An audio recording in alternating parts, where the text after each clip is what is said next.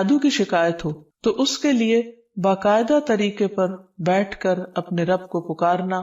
قبولیت کے اوقات میں رب کو پکارنا بہت ضروری ہے، کیونکہ جتنی بڑی مشکل ہوتی ہے اس سے نجات کے لیے اتنی ہی بڑی ایفرٹ بھی لگانی پڑتی ہے. اس لیے ضروری ہے کہ اللہ تعالیٰ سے بہت اچھی طرح دعا کی جائے، گڑ گڑا کر، اور اس سے پہلے اللہ تعالیٰ کی حمد و ثنا اور تعریف کے کلمات کہنا نہ بھولیے. سبحان اللہ والحمد للہ ولا الہ الا اللہ واللہ اکبر ولا حول ولا قوۃ الا باللہ. سبحان اللہ، پاک ہے اللہ، اللہ ہی کی تسبیح ہے. والحمد للہ، اب سب تعریف اللہ کے لیے ہے. ولا الہ الا اللہ، اور نہیں کوئی الہ مگر اللہ. واللہ اکبر، اور اللہ سب سے بڑا ہے. ولا حول ولا قوۃ الا باللہ، اور کسی قسم کی نیکی کرنے کی طاقت اور گناہ سے بچنے کی طاقت نہیں انسان کے پاس مگر اللہ ہی کی مدد سے. اسی طرح کسی بھی تکلیف اور کسی بھی بیماری سے نجات صرف اللہ سبحانہ و تعالیٰ کی مدد سے ہی ہو سکتی ہے. تو جہاں تک جادو کا تعلق ہے تو اس سلسلے میں یاد رکھیے کہ جادو کے بہرحال اپنے اثرات ہوتے ہیں مگر بإذن اللہ. اور اس سلسلے میں ہمیں یہ بھی یاد رہے کہ جادو کے اثرات نبی صلی اللہ علیہ وسلم پر بھی ہوئے تھے. حضرت عائشہ فرماتی ہے کہ نبی صلی اللہ علیہ وسلم پر جادو کیا گیا اور اس کا اثر یہ ہوا تھا کہ آپ خیال فرماتے کہ کوئی کام آپ کر چکے ہیں حالانکہ وہ کام ابھی آپ نے نہ کیا ہوتا. لیکن اس جادو کا کوئی تعلق نبی صلی اللہ علیہ وسلم کے فرائض منصبی سے نہیں تھا. یعنی آپ کے اوپر باقاعدہ وحی آتی تھی، آپ لوگوں کو تعلیم دیتے تھے، آپ کی جتنی بھی ذمہ داریاں ہیں ان کو بہت آسان طریقے سے پورا کر رہے تھے. ہاں، بعض اوقات عام روزمرہ کے کاموں میں کچھ خلل واقع ہو جاتا. اسی طرح حضرت عائشہ رضی اللہ تعالی عنہا پر بھی جادو کیا گیا. اس سلسلے میں عمرہ جو ان کی شاگرد ہیں وہ کہتی ہیں کہ ایک مرتبہ حضرت عائشہ بیمار ہو گئیں اور ان کی بیماری کا دورانیہ بہت لمبا ہو گیا، یعنی وہ ٹھیک نہیں ہو رہی تھی. اسی دوران مدینہ منورہ میں ایک طبیب آیا، یعنی علاج معالجہ کرنے والا. تو حضرت عائشہ کے بھتیجے ان کے پاس گئے اور انہوں نے حضرت عائشہ کا نام لیے بغیر ان کی ساری علامات بتائیں کہ وہ کس قسم کی تکلیف میں مبتلا ہیں، اور ان سے پوچھا کہ یہ کس قسم کی بیماری ہے. تو اس طبیب نے کہا کہ جس عورت کے بارے میں یہ علامات بتائی جا رہی ہیں ان پر کسی نے جادو کیا ہے. بہرحال تحقیق کرنے پر پتہ چلا کہ حضرت عائشہ کی ایک باندی تھی جس کے ساتھ انہوں نے یہ وعدہ کیا تھا کہ وہ ان کی وفات کے بعد آزاد ہوں گی. تو اس باندی نے آپ پر جادو کر دیا تاکہ حضرت عائشہ کی وفات جلد ہو جائے اور وہ آزاد ہو سکے. بہرحال اس کے بعد حضرت عائشہ نے اس کو عربوں کے ایک مضبوط قبیلے کے ہاتھوں بیچ دیا اور اس کی قیمت کے بدلے ایک اور غلام کو آزاد کر دیا. تو اس واقعے سے بھی پتہ چلتا ہے کہ بہرحال جادو برحق ہے، یعنی جادو ایک اثر رکھتا ہے. برحق ہونے کا مطلب یہ نہیں کہ اس کا کرنا درست ہے، ہرگز نہیں، بلکہ جادو تو کفر ہے، جادو تو کبیرہ گناہوں میں سے ایک گناہ ہے.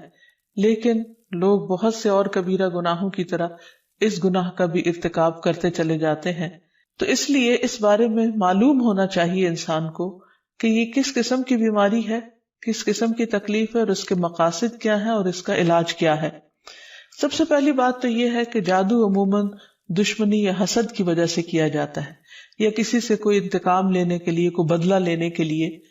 اور اس کا مقصد یہ ہوتا ہے کہ دوسرے کو تکلیف میں مبتلا کر دیا جائے. یہ بالکل ایسے ہی ہے جیسے لوگوں کو جسمانی طور پر تکلیف میں مبتلا کیا جاتا ہے کہ کسی کو کچھ مارا جائے ہاتھ سے یا کسی ڈنڈے سے تو جسم کو تکلیف ہوتی ہے. اسی طرح روح کو بھی تکلیف پہنچتی ہے، اور روح کی تکلیف کچھ الفاظ کے ذریعے ہوتی ہے. جیسے عام روزمرہ زندگی میں بھی جب کوئی ہماری تعریف کرتا ہے تو ہمیں اچھا لگتا ہے، اور جب کوئی ہمیں گالی گلوچ کرتا ہے تو ہمیں اس سے تکلیف پہنچتی ہے، اذیت پہنچتی ہے. چونکہ روح اور جسم آپس میں گندھے ہوئے ہیں، اس لیے اگر جسم کو کوئی تکلیف پہنچتی ہے تو وہ روح، اس کا اثر روح تک جاتا ہے. اسی طرح اگر روح پر کوئی چیز اثر انداز ہوتی ہے، کوئی کلام یا کچھ ایسے عملیات، تو اس کا اثر جسم تک بھی جاتا ہے. اور اس طرح انسان جادو کے اثر سے نہ صرف یہ کہ روحانی طور پر بلکہ بعض اوقات جسمانی طور پر بھی بیمار ہو سکتا ہے. اور اس میں بہت سے مذموم مقاصد ہوتے ہیں. بعض اوقات والدین اور اولاد میں یا شوہر بیوی میں یا دوستوں میں لڑائی جھگڑا اور ناچاکی پیدا کی جاتی ہے. اور باہم پیار محبت کے رشتوں کے اندر نفرت کے بیج بوئے جاتے ہیں۔ پھر یہ کہ جادو کی علامات کیا ہیں، کس کو کیسے پتا چلے کہ جادو ہوا ہے یا نہیں، تو اس میں یہ ہے کہ انسان کی ان یوزول سی کنڈیشن ہو جاتی ہے، یعنی انسان اسی روٹین میں زندگی بسر کر رہا ہے، وہی صبح اٹھنا، کھانا پینا، روزمرہ کے معمولات، لیکن کسی چیز میں دل نہیں لگتا، طبیعت بیزار ہونے لگتی ہے۔ اور یہ نہیں کہ یہ ایک دن کے لیے، 2 دن کے لیے، کیونکہ ایسا تو ہر ایک کے ساتھ ہو ہی جاتا ہے، ایک لمبے عرصے کے لیے کیفیات تبدیل ہونے لگتی ہیں، سستی یا گھبراہٹ طاری ہو جاتی ہے، ذہنی انتشار یعنی کسی چیز پر کنسنٹریشن کا نہ رہنا، حد سے زیادہ چڑچڑا پن، بعض اوقات عبادات میں بالکل دل نہ لگنا، اور بغیر کسی ظاہری بیماری کے یا بغیر کسی ظاہری جسمانی بیماری کے انسان کے اندر بیماری کی کیفیت محسوس ہوتے رہنا، بعض اوقات ڈراؤنے خواب آتے ہیں، کبھی خون کے چھینٹے اور کچھ غیر معمولی قسم کی چیزیں گھروں میں دیکھی جاتی ہیں، بعض اوقات خاوند بیوی ایک دوسرے سے نفرت کرنے لگتے ہیں، ان میں جدائی تک ہو جاتی ہے۔ لیکن اس کا یہ مطلب نہیں کہ ان علامات میں سے کوئی ایک علامت کسی وقت انسان کے اندر پائی جائے تو انسان فوراً شک کرے کہ مجھ پر جادو کر دیا گیا، کیونکہ آج کل یہ وبا بھی بہت عام ہو چکی ہے کہ ہر دوسرا شخص اس وہم میں گرفتار ہے کہ اس پر کسی نے کچھ کر دیا ہے۔ یہ ضروری نہیں ہوتا کہ ہر وقت ایسی علامات کسی کے کچھ کیے سے ہی ہوں، کہ ویسے بھی انسان ہے، کبھی تھک جاتا ہے، کبھی غذا میں کوئی تبدیلی ہو جاتی ہے، کبھی ویسے بھی انسان کا دل اللہ کے ہاتھ میں ہے، جس طرف چاہے اس کو پھیر دے، تو انسان کی طبیعت میں ایک ملال سا اور ایک سستی، ایک بے چینی سی پائی جاتی ہے۔ تو ان سب چیزوں کا تعلق ضروری نہیں کہ جادو سے ہی ہو، لیکن اگر جادو ہو تو یہ علامات انسان میں دکھائی دیتی ہیں۔ اب اگر کسی کے اندر ایسی چیزیں ہیں اور علاج کے باوجود، جسمانی علاج کے باوجود شفا نہیں ہو رہی، تو اس کے لیے ضروری ہے کہ انسان پھر روحانی علاج بھی کرے۔ روحانی علاج کے لیے ضروری نہیں کہ کسی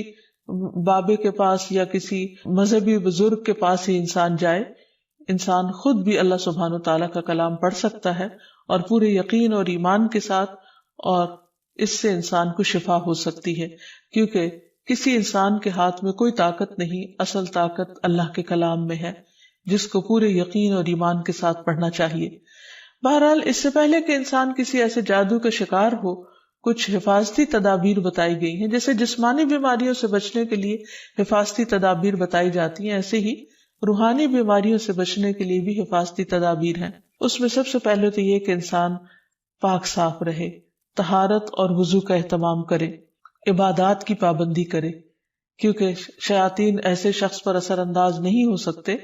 کہ جو اللہ سبحانہ وتعالیٰ کے ساتھ مضبوط تعلق رکھتے ہیں۔ عبداللہ بیان کرتے ہیں کہ نبی صلی اللہ علیہ وسلم کے سامنے ایک شخص کا ذکر کیا گیا کہ وہ صبح تک پڑا سوتا رہا اور نماز کے لیے بھی نہیں اٹھا، تو آپ نے فرمایا شیطان نے اس کے کان میں پیشاب کر دیا، یعنی اپنی نجاست بھر دی۔ تو اس سے یہ پتہ چلتا ہے کہ ایسے لوگوں پر جو فرائض سے غفلت برتتے ہیں وہ زیادہ ایسی بیماریوں کا شکار ہوتے ہیں۔ اسی طرح عبادات کی پابندی بہت ضروری ہے، کیونکہ جب انسان اللہ تعالیٰ کے آگے جھکتا ہے، اللہ تعالیٰ کے ساتھ اس کا تعلق مضبوط ہوتا ہے، تو نہ تو وہ توہمات کا شکار ہوتا ہے اور نہ ہی وہ جادو اور مختلف چیزوں کا شکار ہوتا ہے، یعنی شیطانی اثرات اس پر کم سے کم ہوتے ہیں۔ اسی لیے نبی صلی اللہ علیہ وسلم کے سامنے جب ذکر کیا گیا کہ ایک شخص صبح تک پڑا سوتا رہا اور نماز کے لیے بھی نہیں اٹھا، تو اس پر آپ نے فرمایا کہ شیطان نے اس کے کان میں پیشاب کر دیا ہے، یعنی اپنی نجاست اس میں ڈال دی ہے۔ تو جو شخص شیطانی نجاست کے اثر میں ہو، پھر وہ سب سے بڑی بیماری اس کو لاحق ہو جاتی ہے، چاہے اس کو جادو کہیں یا کچھ اور۔ لیکن حقیقت یہ ہے کہ انسان جب اللہ کا اطاعت گزار بنتا ہے، رب کا فرما بردار بنتا ہے، تو شیطان اس کو اپنے کنٹرول میں نہیں لے سکتا، کیونکہ اللہ تعالیٰ فرماتے ہیں ان عبادی لیس لک علیہم سلطان، میرے بندے تیرا ان پر کوئی زور نہیں چلتا، کوئی زور نہیں چل سکے گا۔ ایک اور جگہ پر فرمایا الا عبادک المخلصین، مگر تیرے چنے ہوئے بندے۔ تو ہمیں ایسے بندوں میں شامل ہو جانا چاہیے جو اللہ کے محبوب ہیں، اللہ کے چنے ہوئے ہیں، اور اس کے لیے اللہ تعالیٰ نے جو ہمیں احکامات دیے ہیں، جو طریقے سکھائے ہیں، ان کے مطابق زندگی بسر کی جائے۔ پھر اسی طرح یہ ہے کہ کثرت سے اللہ تعالیٰ کا ذکر کیا جائے، خصوصاً استغفار، کیونکہ بہت سی تکلیفیں انسان کے اپنے ہی گناہوں کی وجہ سے آتی ہیں. جیسے آتا ہے ما اصابکم من مصیبت فبما کسبت ایدیکم، جو بھی مصیبت تم کو پہنچی وہ تمہارے اپنے ہاتھوں کی کمائی کی وجہ سے تھی. پھر اسی طرح اپنے گھروں کو تصاویر اور مجسموں سے پاک کرنا چاہیے، کیونکہ رسول اللہ صلی اللہ علیہ وسلم نے فرمایا فرشتے اس گھر میں داخل نہیں ہوتے جہاں کتا اور تصویر ہوتا ہے. پھر حفاظتی تدابیر میں سے یہ بھی ہے کہ انسان اپنے کھانے پینے کی عادات کو درست کرے، اور اس میں خصوصاً نبی صلی اللہ علیہ وسلم نے صبح کے وقت اجوا کھجور کھانے کا حکم دیا. آپ نے فرمایا جو شخص صبح کے وقت 7 کھجوریں کھائے گا یعنی اجوا، اس روز جادو اور زہر سے بچا رہے گا. یعنی اس کے اندر اتنی امیونٹی پیدا ہو جاتی ہے کہ پھر برے اثرات، زہریلے اثرات اس کو نقصان نہیں دے سکتے. پھر اسی طرح مختلف مواقع پر مسنون اذکار کا اہتمام کرنا، مثلاً بیت الخلاء جاتے وقت نبی صلی اللہ علیہ وسلم نے سکھایا اللہم انی اعوذ بک من الخبث والخبائث، اے اللہ بے شک میں ناپاک جنوں اور جننیوں سے تیری پناہ چاہتا ہوں. کیونکہ جادو میں بھی عموماً جنات کو استعمال کیا جاتا ہے اور وہ گندی جگہوں پر رہنا پسند کرتے ہیں، اسی لیے جب کوئی بیت الخلاء جائے تو یہ دعا پڑھ لے تو انشاءاللہ اس سے ان کے شر سے محفوظ رہے گا. پھر اسی طرح آپ نے فرمایا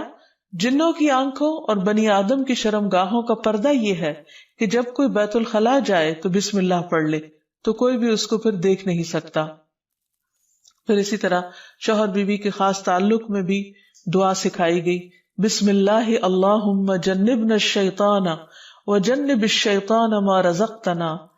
اللہ کے نام کے ساتھ میں شروع کرتا ہوں، اے اللہ ہمیں شیطان سے بچا اور شیطان کو اس چیز سے دور رکھ جو اس کے نتیجے میں تو ہمیں عطا فرمائے.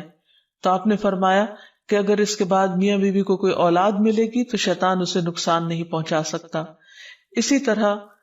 تحلیل پڑھنا، لا الہ الا اللہ وحدہ لا شریک لہ لہ الملک ولہ الحمد وہو علی کل شیء قدیر،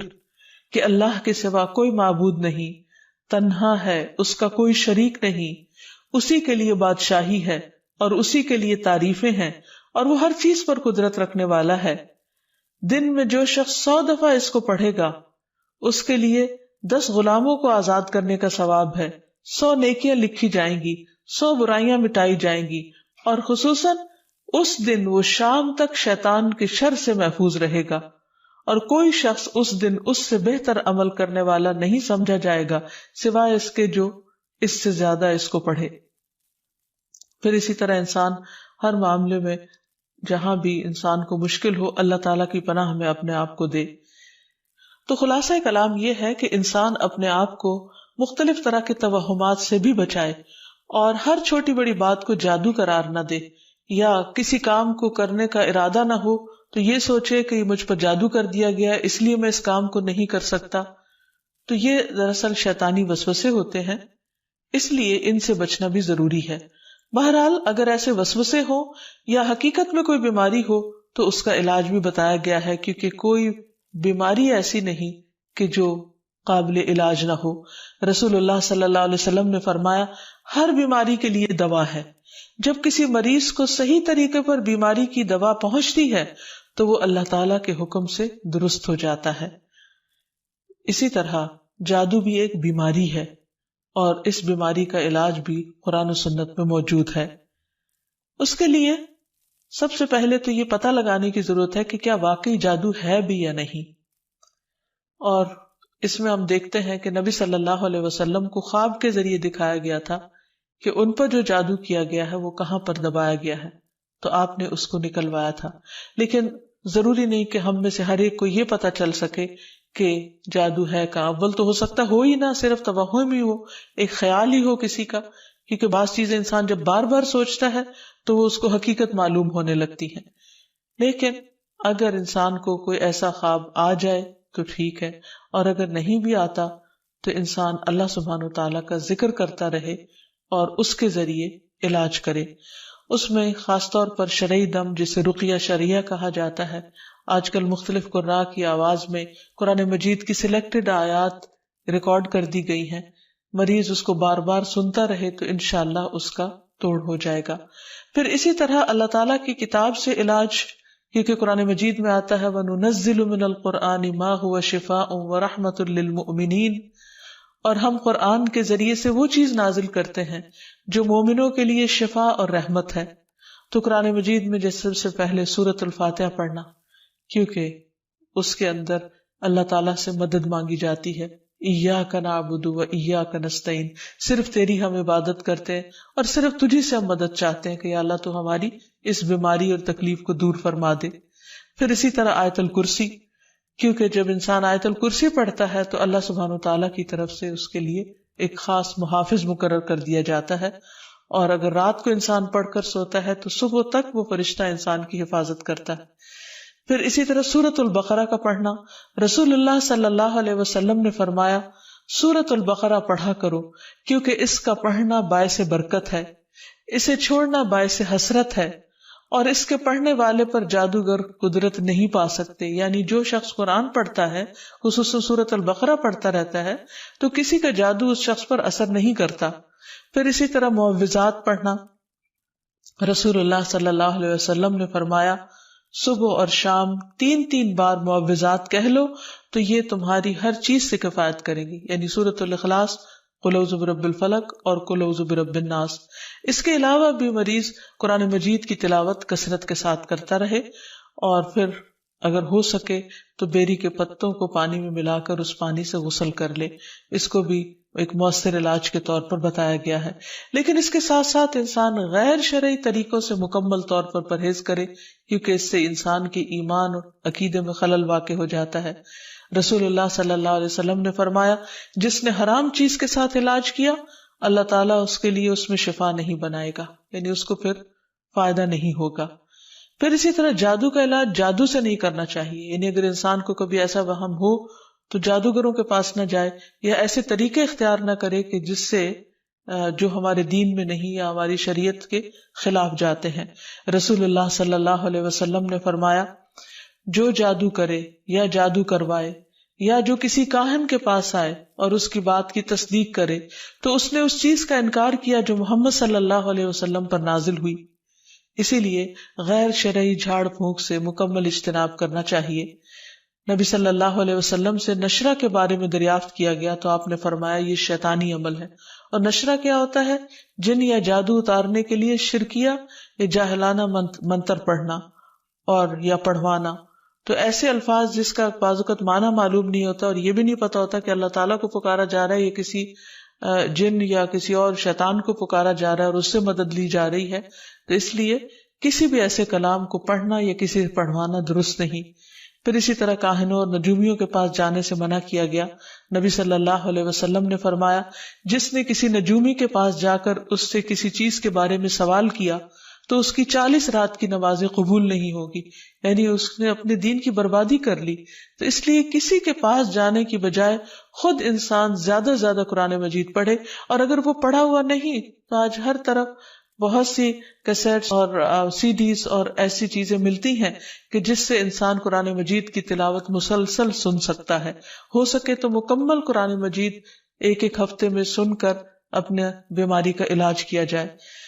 پھر اسی طرح یہ ہے کہ باقی دعائیں بھی جو جادو کے توڑ کی بتائی گئی ہیں ان کو پڑھتے رہنا انسان کو فائدہ دیتا ہے، جس میں خاص طور پر اور آخر میں یہ 2 خاص دعائیں جو نبی صلی اللہ علیہ وسلم نے جنات اور جادو کے شر سے بچنے کے لیے سکھائی ہیں، ان کو بار بار پڑھتا رہے، صبح و شام پڑھتا رہے حتیٰ کہ افاقہ ہو جائے. پہلی دعا ہے اعوذ بکلمات اللہ التامات التی لا یجاوزہن بر ولا فاجر من شر ما خلق وذرأ وبرأ ومن شر ما ينزل من السماء ومن شر ما يعرج فيها ومن شر ما ذرأ في الأرض ومن شر ما يخرج منها ومن شر فتن الليل والنهار ومن شر كل طارق إلا طارقا يطرق بخير يا رحمن. میں اللہ کے کامل کلمات کے ساتھ پناہ چاہتا ہوں جن سے آگے نہ تو کوئی نیک اور نہ ہی کوئی برا شخص بڑھ سکتا ہے، ہر اس چیز کے شر سے جس کو اس نے بنایا، پیدا کیا اور پھیلایا، اور ہر اس چیز کے شر سے جو آسمان سے اترتی ہے، اور ہر اس چیز کے شر سے جو اس میں چڑھتی ہے، اور ہر اس چیز کے شر سے جسے اس نے زمین میں پیدا کیا، اور اس چیز کے شر سے جو اس سے نکلتا ہے، اور رات اور دن کے فتنوں کے شر سے، اور رات کو آنے والے کے شر سے، سوائے اس کے جو خیر کے ساتھ آئے، اے رحم فرمانے والے۔ تو یہ دعا اور ایک اور دعا جو شدید جنات کے حملے سے بچانے والی دعا ہے، جس کے بارے میں کعب الاحبار کہتے ہیں کہ اگر میں یہ چند کلمات نہ پڑھتا تو یہود مجھے گدھا بنا دیتے۔ لوگوں نے پوچھا وہ کلمات کیا ہیں؟ تو کعب نے کہا اعوذ بوجہ اللہ العظیم الذی لیس شیء اعظم منہ وبکلمات اللہ التامات التی لا یجاوزہن بر ولا فاجر وباسماء اللہ الحسنى كلها ما علمت منها وما لم اعلم من شر ما خلق وبرأ وذرأ۔ میں اللہ کے عظیم چہرے کی پناہ مانگتا ہوں جس سے عظیم کوئی اور چیز نہیں، اور اس کے مکمل کلمات کے ساتھ پناہ چاہتا ہوں جن سے آگے نیک یا بد نہیں بڑھ سکتا، اور اس اللہ کے تمام اسماء حسنہ کے ساتھ پناہ چاہتا ہوں جن کو میں جانتا ہوں اور جن کو میں نہیں جانتا، ہر اس چیز کے شر سے جس کو اس نے بنایا، پیدا کیا اور پھیلایا۔ تو بہرحال آخر میں یہی کہنا چاہوں گی کہ جادو کے سلسلے میں انسان ہمیشہ توہمات سے بچے، اللہ پر بھروسہ کرے۔ اللہ سبحانہ وتعالیٰ فرماتے ہیں وَقَالَ رَبُّكُمُ ادْعُونِي أَسْتَجِبْ لَكُمْ، تمہارا رب کہتا ہے تم مجھ سے دعا مانگو میں تمہاری دعا قبول کروں گا۔ جب وہ قبول کرنے والا ہے تو پھر ہمیں دعا مانگنے میں بخل نہیں کرنا چاہیے، اور ہر طرح کے شر سے بچنے کے لیے اسی کی پناہ لینی چاہیے، اور کسی بھی تکلیف اور مصیبت کے وقت کسی اور کی طرف نہیں دیکھنا چاہیے، کیونکہ قرآن مجید میں آتا ہے وَمَنْ أَضَلُّ مِمَّنْ يَدْعُو مِن دُونِ اللَّهِ مَن لَّا يَسْتَجِيبُ لَهُ إِلَى يَوْمِ الْقِيَامَةِ وَهُمْ عَن دُعَائِهِمْ غَافِلُونَ۔ اور اس سے بڑھ کر گمراہ اور کون ہوگا جو اللہ کے سوا ایسوں کو پکارتا ہے جو قیامت تک اس کی پکار کا جواب نہ دے سکیں گے۔ یعنی اللہ تعالیٰ کا در چھوڑ کر غیروں کے در پہ جاتا ہے جو نہ سنتے ہیں نہ سمجھتے ہیں اور نہ ہی کچھ کر سکتے ہیں، بلکہ وہ تو ان کے پکارنے سے بھی بے خبر ہیں، ان کو تو یہ بھی نہیں پتا کہ ان سے کون کیا مانگ رہا ہے۔ اس لیے ہمیں اللہ تعالیٰ سے ہی دعا کرنی چاہیے، اور دعا سے پہلے اللہ سبحانہ تعالیٰ کی حمد و ثنا اور پھر نبی صلی اللہ علیہ وسلم پر درود شریف پڑھنا، کیونکہ اس کے پڑھنے سے رحمتیں نازل ہوتی ہیں۔ جہاں تک شیطان کی دشمنی کا تعلق ہے تو وہ اول روز سے ہے، جب سے انسان پیدا ہوا، اور جب سے اللہ سبحانہ وتعالیٰ نے فرشتوں کو حکم دیا کہ وہ انسان کے آگے جھک جائیں، آدم علیہ السلام کو سجدہ کریں، اور ابلیس کو بھی حکم ہوا لیکن اس نے انکار کر دیا۔ وہ انسان سے حسد کرنے والا ہے، انسان کا دشمن ہے، اور ہر طرح سے دنیا اور آخرت دونوں میں خرابی ڈالنے کی کوشش کرتا ہے۔ اللہ تعالیٰ قرآن مجید میں فرماتے ہیں کہ شیطان انسان کو چھوڑ جانے والا ہے، اور شیطان اور اس کا گروہ انسانوں کو بھٹکاتے رہتے ہیں تاکہ وہ ان کے ساتھ جہنم کی آگ میں جا گریں۔ اس لیے ہمیں خصوصی طور پر محتاط رہنے کی ضرورت ہے، اور بہت واضح طور پر یہ پتہ کرنے کی کہ رحمان کا راستہ کون سا ہے اور شیطان کا کون سا ہے، اور اس میں سے جو راستہ اللہ تعالیٰ کی طرف جانے والا ہو، صراط مستقیم ہو، اسے ہر صورت میں پکڑ لیا جائے اور اس پر دوام یا پابندی کی جائے۔ پھر یہ بھی یاد رہے کہ شیطان ہر انسان کے ساتھ ہے، یعنی وہ ایک بچے کو بھی نہیں چھوڑتا اور بوڑھے کو بھی نہیں چھوڑتا، موت کے وقت تک وہ انسان کے ساتھ لگا رہتا ہے تاکہ انسان اللہ تعالیٰ کے ساتھ کفر کرے، شرک کرے، ناشکری کرے، اللہ سبحانہ تعالیٰ کے بارے میں بری بری باتیں سوچے۔ تو ایسے میں جب بھی کبھی انسان کو اللہ تعالیٰ سے کوئی ناراضگی دل میں پیدا ہونے لگے تو فوراً سمجھے کہ یہ دراصل شیطان کا وسوسہ ہے۔ پھر یہ بھی یاد رہے کہ شیطان انسان پر مختلف طریقے سے حملے کرتا ہے، مثلاً اللہ تعالیٰ کے بارے میں شک پیدا کرنا۔ رسول اللہ صلی اللہ علیہ وسلم نے فرمایا تم میں سے کسی کے پاس شیطان آتا ہے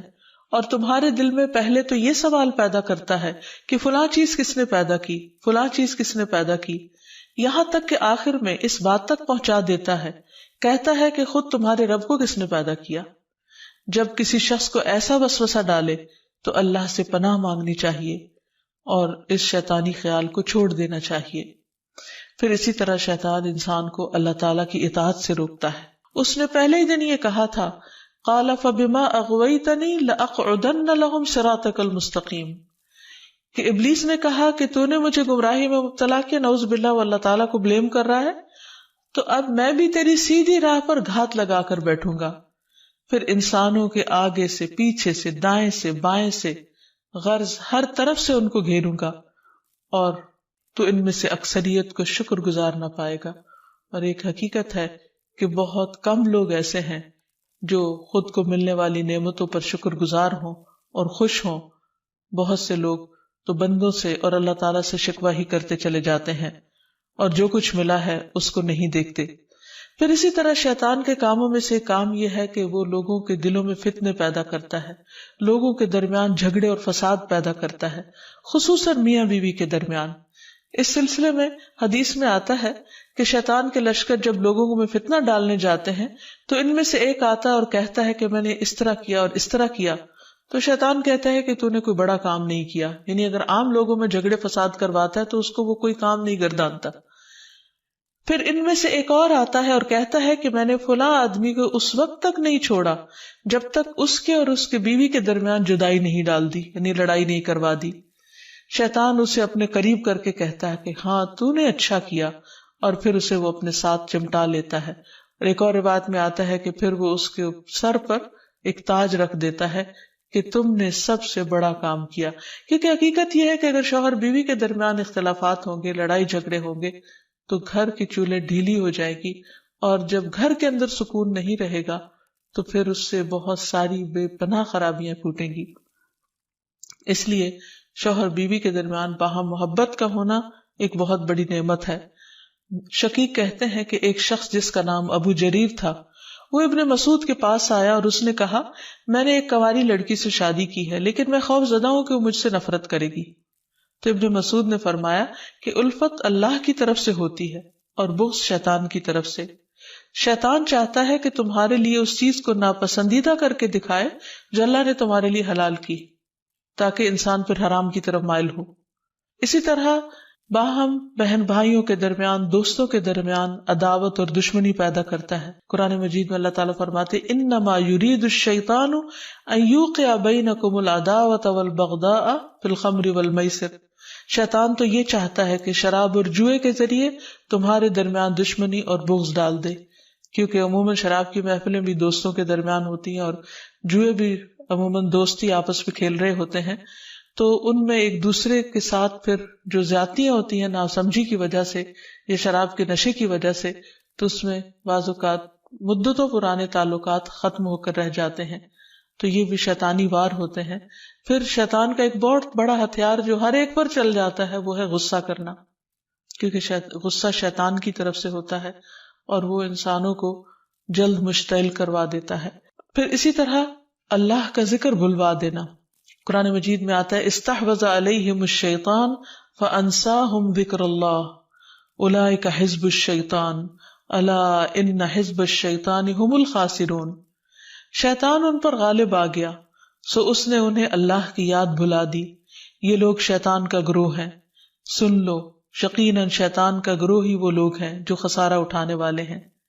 پھر اسی طرح شیطان کا ایک بہت بڑا وار نماز میں وسوسے ڈالنا ہے۔ اکثر لوگ نماز کے اندر بھول جاتے ہیں اور نماز کے وسوسوں کی شکایت کرتے ہیں، اور نماز میں خشوع و خضوع کو سب سے مشکل کام گردانتے ہیں۔ حقیقت یہ ہے کہ نماز میں خشوع و خضوع اور کنسنٹریشن انسان کو جنت الفردوس کا مستحق بناتا ہے، لیکن جب انسان کی نماز خشوع و خضوع سے خالی ہوتی ہے، یعنی اس میں کنسنٹریشن نہیں ہوتی، تو انسان کو یوں محسوس ہوتا ہے جیسے اس نے نماز پڑھی ہی نہ ہو۔ اور جب سب سے پہلا فریضہ ہی انسان کا ڈھیلا پڑ جاتا ہے یا صحیح طور پر ادا نہیں ہوتا، تو ایسی صورت میں انسان کے دل میں کبھی بھی پھر اطمینان اور سکون نہیں آتا۔ تو بہرحال رسول اللہ صلی اللہ علیہ وسلم نے فرمایا کہ جب نماز کے لیے اذان دی جاتی ہے تو شیطان ہوا خارج کرتا ہے اور بڑی تیزی کے ساتھ پیٹ موڑ کر بھاگتا ہے تاکہ اذان کی آواز نہ سن سکے، اور جب آذان ختم ہو جاتی ہے تو پھر واپس آ جاتا ہے، لیکن جو ہی تکبیر شروع ہوتی ہے پھر پیٹ موڑ کر بھاگ جاتا ہے۔ جب تکبیر بھی ختم ہو جاتی ہے تو شیطان دوبارہ آ جاتا ہے اور نمازی کے دل میں وسوسے ڈالتا ہے اور کہتا ہے فلاں بات یاد کرو، فلاں بات یاد کرو۔ ان باتوں کی شیطان یاد دہانی کراتا ہے جن کا اسے کبھی خیال نہ گزرا تھا۔ اس طرح انسان کو محو کرتا ہے ان خیالات میں، یہاں تک کہ انسان کو یہ بھی یاد نہیں رہتا کہ اس نے کتنی رکعتیں پڑھی تھی، یعنی اس کو رکعتوں کی تعداد تک بھول جاتی ہے۔ پھر نماز کے اندر ادھر ادھر اس کو بھٹکاتا رہتا ہے اور کبھی اس کی نگاہ ادھر ادھر اٹھ جاتی ہے، ذرا سے شور پر انسان کی توجہ نماز سے ہٹ جاتی ہے، اور بعض اوقات انسان پوری کی پوری نماز پڑھ جاتا ہے لیکن اس میں اللہ کی یاد نام کی کوئی چیز نہیں ہوتی، کیونکہ اللہ کی یاد سب سے پہلے انسان کے دل میں ہوتی، اور اگر دل میں ہی اللہ کی یاد نہیں تو زبان سے محض پڑھا ہوا یاد نہیں کہلا سکتا۔ پھر اسی طرح شیطان انسان سے برائی اور بے حیائی کے کام کرواتا ہے۔ قرآن مجید میں اللہ تعالیٰ فرماتے ہیں کہ انما یأمرکم بالسوء والفحشاء وان تقولوا علی اللہ ما لا تعلمون، کہ وہ تمہارا کھلا دشمن ہے، وہ تمہیں برائی اور بے حیائی کا حکم دے گا، نیز اس بات کا کہ تم اللہ کے ذمے ایسی باتیں لگا دو جن کا تمہیں خود علم نہیں، یعنی ایسی باتیں اللہ تعالیٰ کے بارے میں کہو جو لا علمی پر مبنی ہو۔ بہت سے لوگ اللہ کے بارے میں یا اللہ تعالیٰ کے احکامات کے بارے میں جھگڑتے ہیں بغیر یہ جانے کہ اللہ تعالیٰ نے کسی بات کا حکم کیوں دیا ہے۔ پھر اسی طرح شیطان کا ایک حربہ ہے انسان کا لباس اتروانا، کیونکہ جنت کا لباس اتروایا تھا آدم اور حوا سے شیطان نے ان کو بہکا کر، اور دنیا میں بھی وہ یہی چاہتا ہے کہ انسان بے حیائی اور فحاشی کی طرف مائل ہو۔ پھر اسی طرح انسان کے برے اعمال کو شیطان مزین کرتا ہے۔ جب انسان کو غلط کام کرتا ہے اور اس پر اس کو شرمندگی نہیں ہوتی، اس پر اس کو کوئی ریگریٹس نہیں ہوتے، تو یہ دراصل شیطان کا حربہ ہوتا ہے جو اس پر چل چکا ہوتا ہے۔ پھر اسی طرح انسان کو اذیت بھی پہنچاتا ہے، جیسے ایوب علیہ السلام کو جو بیماری تھی اس میں وہ کہتے ہیں کہ وَاذْكُرْ عَبْدَنَا أَيُّوبَ إِذْ نَادَى رَبَّهُ أَنِّي مَسَّنِيَ الشَّيْطَانُ بِنُصْبٍ وَعَذَابٍ، اور ہمارے بندے ایوب کا ذکر کیجئے جب انہوں نے اپنے پروردگار کو پکارا کہ شیطان نے مجھے سخت تکلیف اور عذاب میں ڈال دیا ہے۔ یعنی انسان جب بیمار ہوتا ہے تو اس وقت خصوصاً اس کو مایوس کرتا ہے، اللہ کی رحمت سے مایوس کرتا ہے، اور بعض اوقات اس کے دل میں ایسی ایسی باتیں ڈالتا ہے کہ جسمانی بیماری سے زیادہ انسان روحانی تکلیف میں مبتلا ہو جاتا ہے۔ اسی طرح بعض جسمانی بیماریاں بھی شیطان کی وجہ سے ہوتی ہیں۔ آپ صلی اللہ علیہ وسلم نے فرمایا طاعون تمہارے دشمن جنوں کی طرف سے ایک چوکا ہے اور وہ تمہارے لیے شہادت ہے، یعنی وہ آتا شیطان کی طرف سے ہے لیکن تمہارے حق میں فائدہ مند ہو جاتا ہے۔ اور شیطان کی یہ دشمنی انسان کے ساتھ، انسان کی پیدائش کے ساتھ ہی شروع ہو جاتی ہے، جیسا کہ ہم دیکھتے ہیں کہ نبی صلی اللہ علیہ وسلم نے فرمایا کہ جب بنی آدم پیدا ہوتا ہے تو پیدائش کے وقت شیطان اسے چھوتا ہے اور بچہ شیطان کے چھونے سے زور سے چیختا ہے، سوائے مریم اور ان کے بیٹے عیسیٰ علیہ السلام کے۔ اس کی وجہ مریم علیہ السلام کی والدہ کی دعا ہے کہ انی اعیذها بک وذریتها من الشیطان الرجیم، کہ میں اسے اور اس کی اولاد کو شیطان رجیم سے تیری پناہ میں دیتی ہوں۔ اور پھر شیطان تو اپنے کام کرتا ہے لیکن انسان کو اس کے حملوں سے بچنے کی تدابیر اختیار کرنی چاہیے، جو قرآن و سنت میں ہمیں بہت اچھی طرح بتا دی گئی ہیں۔ سب سے پہلی بات تو یہ ہے کہ اللہ سبحانہ و تعالیٰ پر بھرپور ایمان اور توکل ہونا چاہیے، کیونکہ اللہ تعالیٰ کا وعدہ ہے کہ جو لوگ ایمان لائیں گے اور اپنے رب پر توکل کریں گے شیطان ان کا کچھ بھی نہیں بگاڑ سکے گا۔ انما لیس لہ سلطان علی الذین آمنوا وعلی ربہم یتوکلون۔ پھر اسی طرح اللہ تعالیٰ کے لیے اخلاص برتنا، ہر کام صرف اللہ کے لیے کرنا، اپنے آپ کو شرک سے بچانا۔ تو جو شخص ایسا طریقہ اختیار کرے گا شیطان کا اس پر بھی زور نہیں چلے گا۔ پھر ہر معاملے میں قرآن و سنت کی پیروی کرنا، پھر دن کا آغاز اور اختتام اللہ کے ذکر سے کرنا، اللہ کی یاد سے کرنا، اللہ کی فرما برداری کے کاموں سے کرنا۔ پھر اسی طرح کثرت سے سجدے کرنا، کیونکہ شیطان نے اللہ تعالیٰ کا حکم نہیں مانا تھا اور سجدے سے انکار کیا تھا، تو رسول اللہ صلی اللہ علیہ وسلم نے فرمایا جب کوئی آدمی سجدہ والی آیت پڑھ کر سجدہ کر لے تو شیطان روتے ہوئے دور ہٹ جاتا ہے اور کہتا ہے افسوس مجھ پر۔ آدمی کو سجدے کا حکم ملا تو اس نے سجدہ کر لیا، اس کے لیے جنت ہے، اور مجھے بھی سجدے کا حکم ملا لیکن میں نے انکار کر دیا اور میرے لیے جہنم ہے۔ تو اس لیے شیطان کی مخالفت اگر انسان کرنا چاہے تو اس کے لیے سجدوں کی کثرت کر دے، اور خصوصاً فرض نماز کی پابندی کرے، تو انشاءاللہ شیطان کا زور نہیں چلے گا۔ پھر اسی طرح گھر کو شیطانی چیزوں سے پاک کرنا، پھر فضول خرچی سے بچنا کیونکہ فضول خرچ شیطان کے بھائی ہوتے ہیں، نگاہوں کی حفاظت کرنا کیونکہ نبی صلی اللہ علیہ وسلم نے فرمایا کہ وہ ابلیس کے تیروں میں سے ایک تیر ہے۔ پھر اسی طرح اکٹھے رہنا، مسلمانوں کی جماعت کے ساتھ جڑے رہنا۔ رسول اللہ صلی اللہ علیہ وسلم نے فرمایا کہ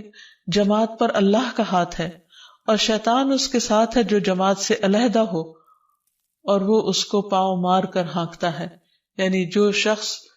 اچھے لوگوں کے ساتھ ملتا جلتا نہیں، ان کی مجلس میں نہیں بیٹھتا، ایک دوسرے کو وتواصوا بالحق وتواصوا بالصبر نہیں کرتا، وہ پھر شیطان کے وسوسوں اور چالوں کا شکار ہو جاتا ہے۔ اور آخر میں دعائیں،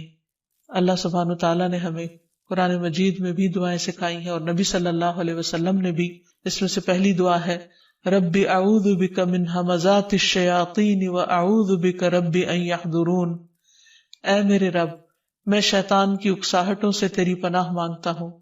اور اس بات سے بھی تیری پناہ مانگتا ہوں کہ وہ میرے پاس آئیں۔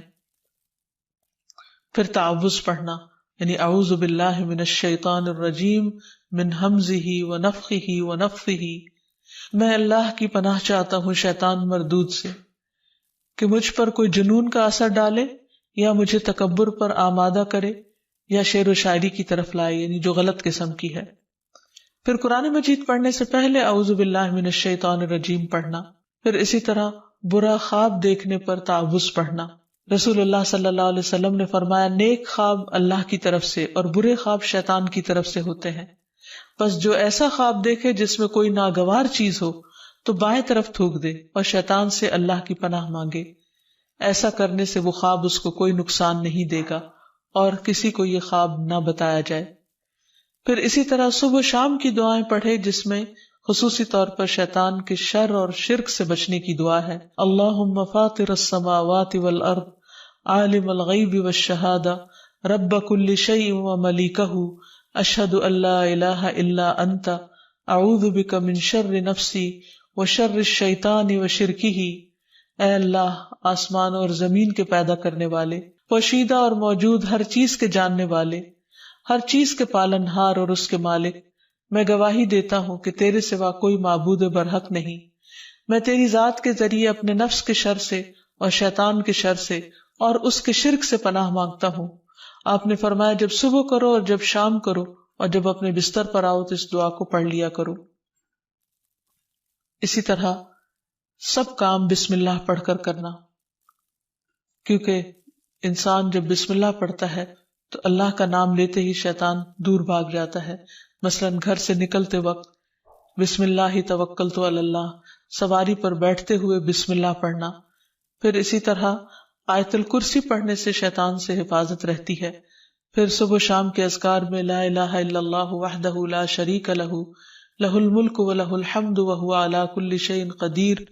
یہ 100 بار پڑھنا، اگر 100 بار نہیں تو کم از کم 10 بار انسان ضرور پڑھ لے۔ پھر اسی طرح لا الہ الا اللہ وحدہ لا شریک لہ لہ الملک ولہ الحمد یحیی ویمیت وہو علی کل شیء قدیر، جو شخص مغرب کے بعد 10 بار پڑھے گا اللہ تعالیٰ اس کی حفاظت کے لیے اسلحہ بردار فرشتے مقرر کر دیں گے جو اس کی صبح تک شیطان سے حفاظت کریں گے۔ تو اس لیے ہمیں بھی ان اذکار اور دعاؤں کا اہتمام کرنا چاہیے۔ اگر زبانی یاد نہ ہو تو دیکھ کر بھی پڑھے جا سکتے ہیں، لیکن حقیقت یہ ہے کہ اللہ کا ذکر ایک مضبوط قلعہ ہے جس میں انسان پناہ لیتا ہے ہر قسم کے شر سے بچنے کے لیے، خصوصاً شیطان کے شر سے۔ تو اللہ تعالی ہم سب کو اس سے محفوظ رکھے۔ وآخر دعوانا ان الحمد للہ رب العالمین۔